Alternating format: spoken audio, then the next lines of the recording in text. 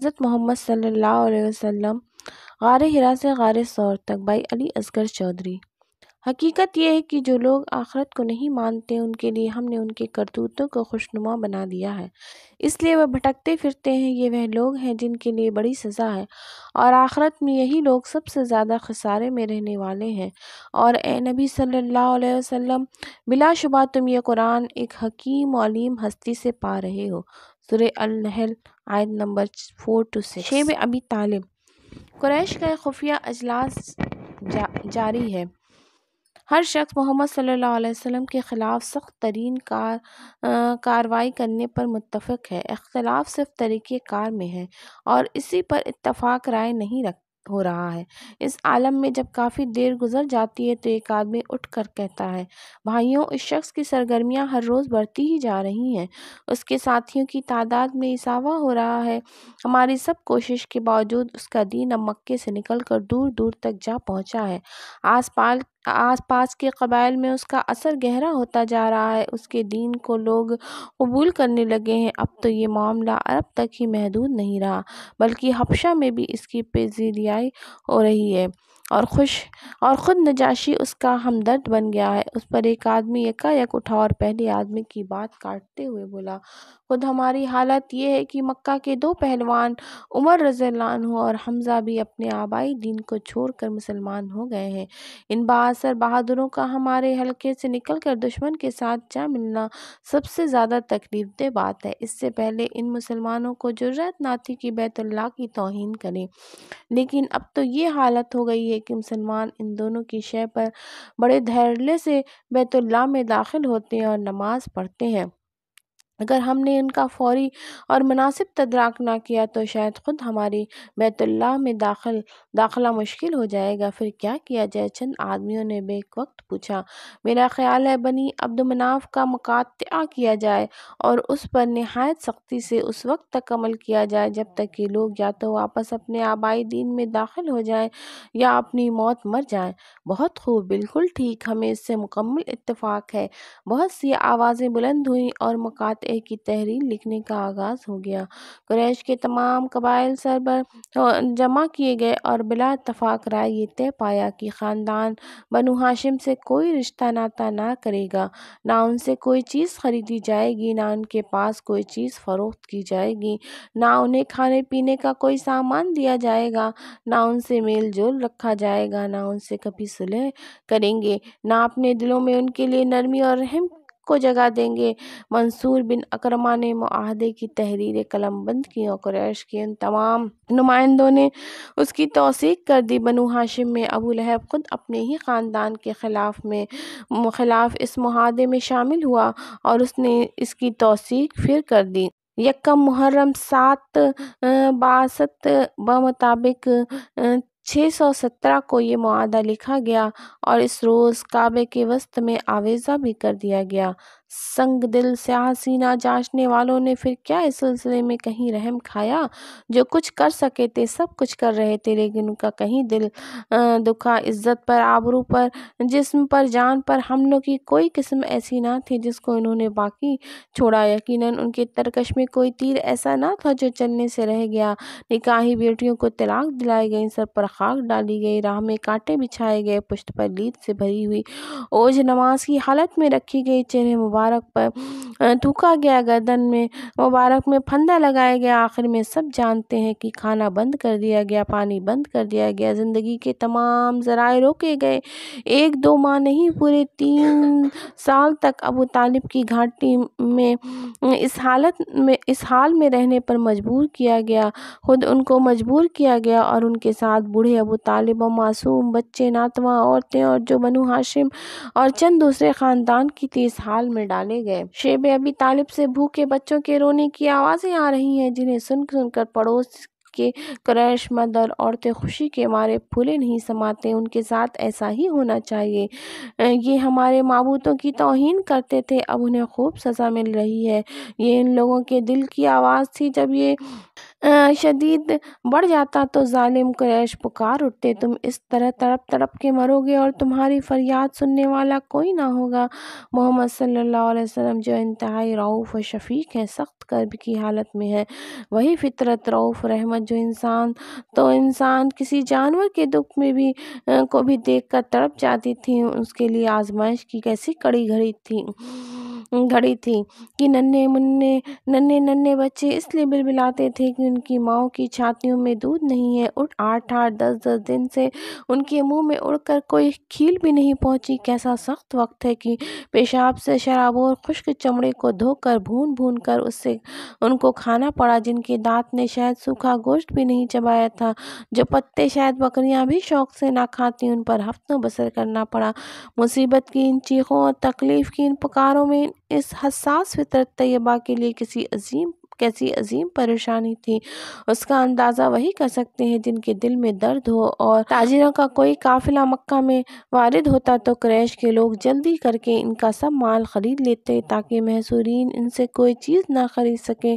ابو لہب کا تو وتیرہ ہی بن گیا تھا کہ اگر ان محصورین کو کوئی چیز خریدتے ہوئے دیکھتا تو پکارتا، تاجر سے کہتا، اتنی زیادہ قیمت مانگو کہ یہ ادا نہ کر سکے، پھر میں وہی چیز تم سے اس رقم میں خرید لوں گا، تمہیں نقصان نہیں ہونے دوں گا۔ یہ مکہ کا سب سے بڑا سود خور مہاجن ابو لہب ہے، جو اپنے ہی خاندان کے خلاف اپنے سرمایہ یوں لٹاتا ہے تاکہ اس کے بھائی بند ایک خدا کی عبادت کرنے کے جرم میں بھوکے مر جائیں۔ خرید و فروخت اور میل جول کی تمام راہیں اکثر مسدود ہو گئی ہیں اور انہیں صرف ایام حج اور ماہ احرام میں شیب ابی طالب سے باہر نکلنے اور کچھ خریدنے کا موقع ملتا ہے۔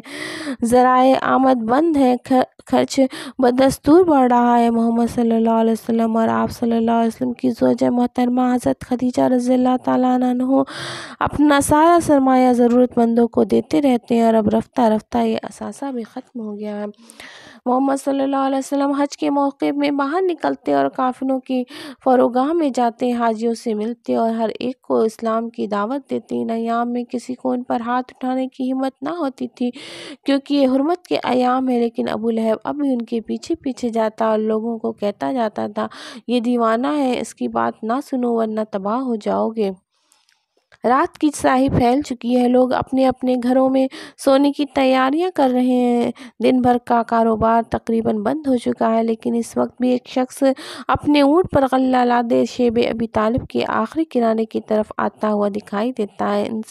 اس نے مناسب جگہ پر پہنچ کر اندھیرے میں چاروں طرف آنکھیں پھاڑ پھاڑ کر دیکھا اور پھر تیزی سے اونٹ کو شیب کے اندر ہانکا اور خود ایک چٹان کی اوٹ میں بیٹھ گیا۔ ایسا معلوم ہوتا تھا کہ اس کا معمول ہے اور وہ مقررہ راتوں کو ایسا ہی کرتا ہے۔ شیب کے اندر چند آدمی اس انتظار میں پہلے سے جگہ موجود ہیں، انہوں نے اونٹ سے جلدی جلدی غلہ اتارا اور اسے دوبارہ باہر کی طرف ہکا دیا۔ وہ آدمی چٹان کی اوٹ سے نکل آیا اور اونٹ کی نکیل ہاتھ میں تھام لی اور اندرون شہر کی راہ پر چل دیا، لیکن چند قدم جانے کے بعد اسے دو آدمی گھیر لیتے ہیں۔ ان میں سے ایک نہایت درستی سے کہتا ہے، تمہیں ہم نے اس سے پہلے بھی کئی بار منع کیا ہے کہ اپنی اس حرکت سے باز آؤ، مگر تم نے ہماری ایک بھی نہیں سنی۔ پوری قوم نے ان لوگوں کا سختی سے مقاطعہ کر رکھا ہے اور تم ہو کہ انہیں چوری چھپے غلہ پہنچاتے رہے ہو، آج ہم تمہیں ہرگز نہیں چھوڑیں گے۔ وہ آدمی خاموش ہے۔ دونوں نے اسے گھیرے میں لے لیا ہے اور اپنے ساتھ لیے ابو سفیان کے پاس پہنچ گئے۔ ان کا خیال تھا کہ ابو سفیان اس کے خلاف مناسب کارروائی کرنے میں زری نہیں کریں گے اور یہ آدمی دوسروں کے لیے باعث عبرت بن جائے گا تاکہ پھر کوئی ایسی حرکت نہ کرنے پائے، لیکن یہاں معاملہ ہی الٹ ہو جاتا ہے۔ ابو سفیان اس کی ساری روداد سن کر کہتا ہے، چھوڑ دو اس کو، ایک آدمی ہے جو رشتہ داروں سے صلہ رحمی کر رہا ہے۔ دونوں کے منہ لٹک جاتے ہیں اور اسے وہیں چھوڑ کر چل دیتے ہیں۔ یہ ہشام بن عمرو العامری ہے جو خفیہ طور پر بنی ہاشم اور بنی عبد مطلب کے ساتھ صلہ رحمی کرتا رہتا ہے۔ حکیم بن حزام اپنے غلام کے ساتھ شیب ابی طالب کی طرف چلے جا رہے ہیں۔ دوپہر کا وقت ہے، عموماً اس وقت یہ راستہ سنسان ہو جاتا ہے کیونکہ آمد و رفت تقریباً معطل رہتی ہے۔ وہ ادھر ادھر دیکھتے ہوئے چلے جا رہے ہیں تاکہ کوئی ان کا تعاقب نہ کرنے پائے۔ غلام نے تھوڑا سا غلہ اٹھا رکھا ہے اور وہ دونوں نہایت احتیاط سے چلے جا رہے ہیں کہ ایک پرپیچ گلی سے مڑتے ہوئے ابو جہل دکھائی دیتا ہے۔ اوہ! اس ظالم نے آج پھر دیکھ لیا۔ غلام آہستہ سے بڑبڑایا۔ ابو جہل لمبے لمبے ڈگ بھرے اور آن کی آن ان کی راہ میں آ کھڑا ہوا۔ حکیم بن حزام بھی رک گئے۔ ابو جہل بولا، تم بنی ہاشم کے لیے غلہ لے جا رہے ہو، حالانکہ قوم کا متفق فیصلہ ہے کہ ان لوگوں سے کسی قسم کی نرمی نہ برتی جائے۔ تم نے پوری قوم کو دھوکہ دیا ہے اور قومی کی خلاف ورزی کی ہے، اور میں نہیں چھوڑوں گا جب تک کہ مکہ بھر میں تمہیں رسوا نہ کر دوں۔ حکیم بن حزام، میں اپنی پھوپھی خدیجہ کے لیے یہ غلہ لے جا رہا ہوں، اور مجھے اس کا حق پہنچتا ہے کہ میں ان کی خدمت کروں۔ آخر صلہ رحمی سے تم مجھے کس طرح روک سکتے؟ ابو جہل نے بولنا شروع کر دیا، لیکن اس اثنا میں ابو البختری بن ہشام، جو بنی اسد بن عبد العزیٰ بن قسی میں سے ہیں اور خدیجہ رضی اللہ تعالیٰ عنہ کا قریبی رشتہ دار ہے، وہاں آ پہنچا۔ اس نے جب ابو جہل کو بکتے ہوئے سنا تو پوچھا، کیا بات ہے، تم زور زور سے چیخ رہے ہو؟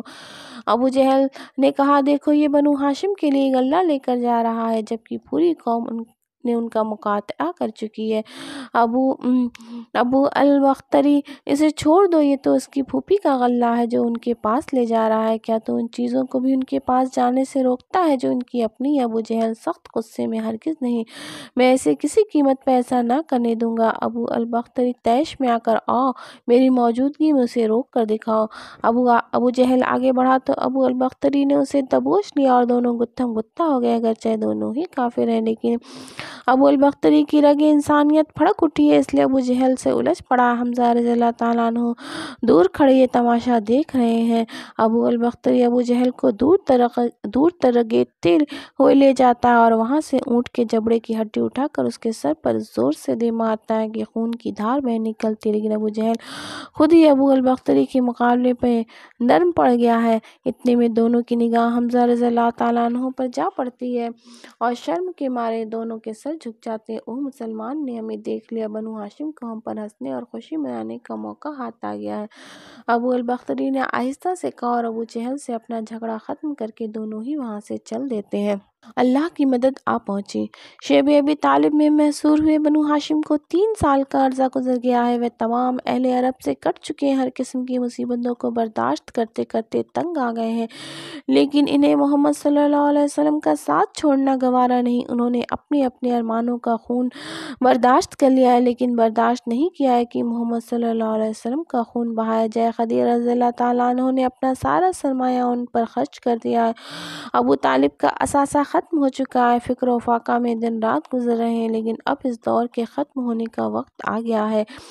محمد صلی اللہ علیہ وسلم کے رب نے انہیں اطلاع دے دی ہے کہ مقاطعے والی دستاویز جو کعبہ میں آویزہ ہیں دیمک کی نظر ہو گئی ہیں، اور اس میں صرف اللہ کا نام باقی رہ گیا ہے، اس لیے جب دستاویز ہی ختم ہو گئی تو پھر مقاطعہ کیسا؟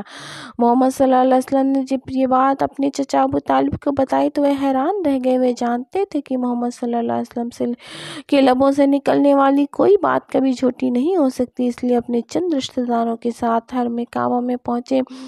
قریش کے کئی معزز افراد وہاں موجود تھے۔ جب انہوں نے ابو طالب اور ان کے چند عزیزوں کو اس طرح کا یا غیر متوقع طور پر حرم کعبہ میں داخل ہوتے دیکھا تو حیرت زدہ رہ گئے۔ ابو طالب نے وہاں پہنچتے ہی ان لوگوں سے مخاطب ہو کر کہا، ہم ایک بات لے کر آئے ہیں، اس کا وہ جواب دو جو تمہارے نزدیک درست ہو۔ سرداران قریش نے ان کا خیر مقدم کیا اور بولے، ہمارے پاس وہ بات ہے جو آپ کو خوش کرنے والی ہے، آپ کیا چاہتے ہیں؟ ابو طالب نے کہا، مجھے میرے بھتیجے نے خبر دی ہے اور خدا کی قسم اس نے کبھی جھوٹ نہیں بولا، اب تم دستاویز منگوا کر دیکھو، اسے دیمک چاٹ گئی اور صرف اللہ کا نام باقی رہ گیا۔ اگر میرے بھتیجے کی بات سچی ہے تو ہمارا مقاطعہ ترک کرو اور جو کچھ تم نے اس دستاویزوں میں لکھا ہے اسے یکسر ختم کر دو، اگر وہ جھوٹا ہے تو میں اسے تمہارے حوالے کر دوں گا، پھر تمہیں اختیار ہے جو سلوک اس کے ساتھ چاہو کرو۔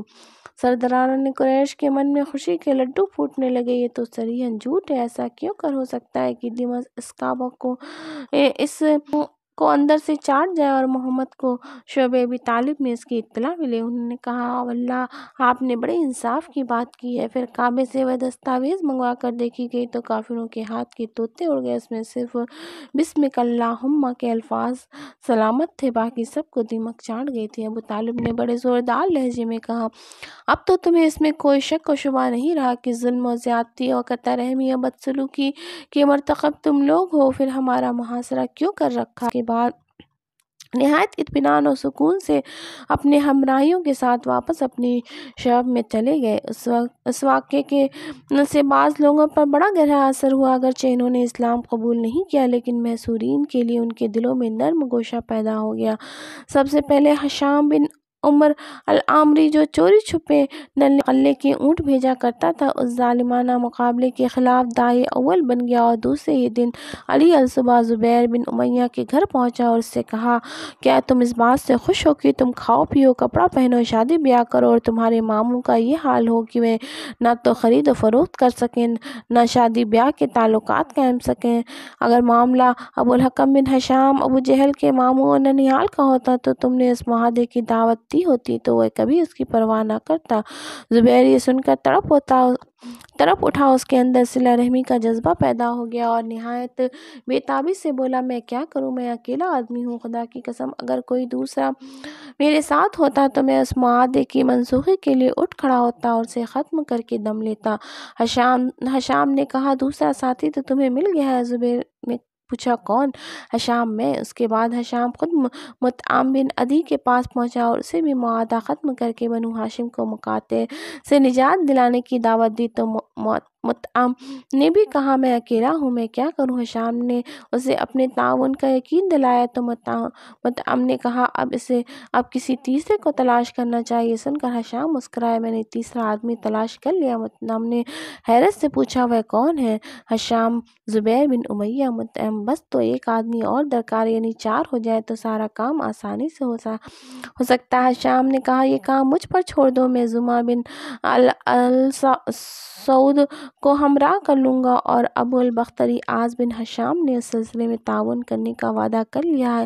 اب ان 5 آدمیوں کا خفیہ اجلاس مقام ہجون پر ہوا اور ان میں یہ طے پایا کہ ترک مقاطعے کی تحریک کے لیے اپنی دعوت کا آغاز خود ہشام کرے گا اور باقی 4 آدمی اس کی تائید میں باری باری اٹھ کھڑے ہوں گے۔ اس کے اگلے روز 5 آدمی حرم کعبہ میں وقت پر پہنچے۔ جب سرداران قریش بھی وہاں موجود تھے، لوگ ان میں گھل مل کر بیٹھ گئے اور ہشام نے بیت اللہ کا 7 بار طواف کیا، پھر ان لوگوں کے پاس آ کر بولا، اے مکہ والوں، کیا یہ زیبا ہے کہ ہم کھائیں، لباس پہنیں، بنو ہاشم بھوک سے تڑپ رہے ہوں، نہ وہ کچھ خرید سکیں، نہ کہیں آزادی سے چل پھر سکیں؟ خدا کی قسم میں اس وقت تک نہ بیٹھوں گا جب تک تعلقات توڑ دینے والی اس ظالمانہ تحریک کو چاک چاک نہ کر لوں۔